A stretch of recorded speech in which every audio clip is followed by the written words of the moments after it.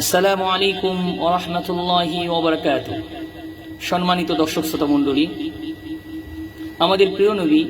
মুহাম্মদ সাল্লাল্লাহু আলাইহি ওয়াসাল্লাম বলেছেন, যে ব্যক্তি আল্লাহর 99টা নাম মুখস্থ করবে, হেফাজত করবে এবং আমল করবে, আল্লাহ সুবহানাহু ওয়া তাআলা তার জন্য জাহান্নাম হারাম করে দিবেন। তো আল্লাহর 99টা নাম হলো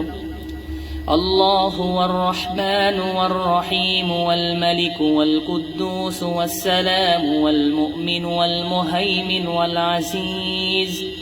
العزيز والجبار والمتكبر والخالق والبارئ والمصور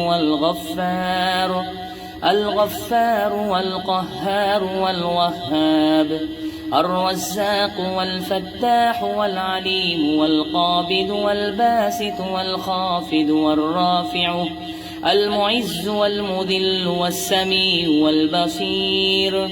الحكم والعدل واللطيف والخبير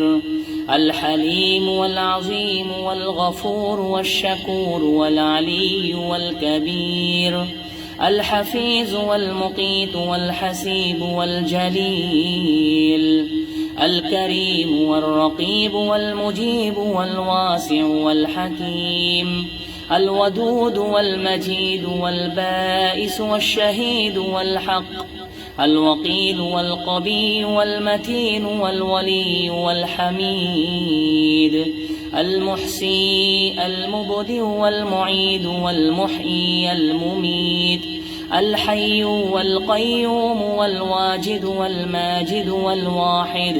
الأحد والصمد والقادر والمقتدر والمقدم والمؤخر الأول والآخر والظاهر والباطن الوالي المتعالي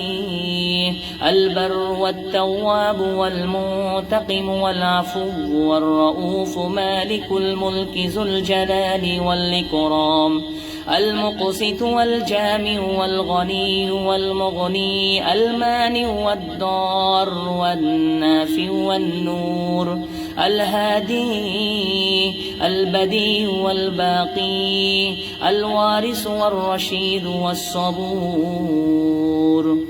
আল্লাহ সুবহানাহু ওয়া তাআলা আমাদের সবাইকে আল্লাহ সুবহানাহু ওয়া তাআলার এই পবিত্র 99 নাম মুখস্থ করার তৌফিক দান করুন এবং এটার উপর আমল করার তৌফিক দান করুন। আসসালামু আলাইকুম ওয়া রাহমাতুল্লাহি ওয়া বারাকাতুহু।